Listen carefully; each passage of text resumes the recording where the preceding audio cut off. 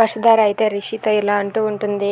మను సార్కి ఎన్నాళ్ళు తన కన్న తండ్రి ఎవరో తెలియదు సార్ అని చెప్పి అంటూ ఉంటుంది. అది విని రిషి అయితే అనుపమతో ఇలా అంటూ ఉంటాడు. ఏంటి మేడం, మనోకి తన కన్న తండ్రి గురించి ఎవరో ఎందుకు ఇంకా చెప్పటం లేదు?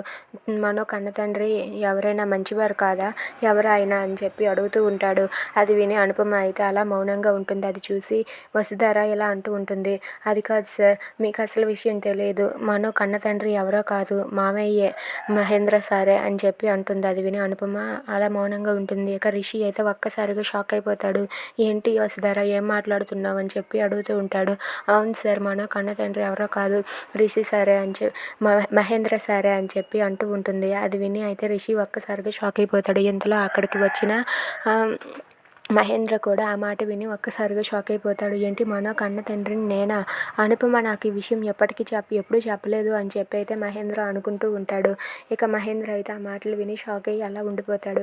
ఇంతలో శైలేంద్ర అయితే మనో దగ్గరకు వచ్చి ఇలా అంటూ ఉంటాడు.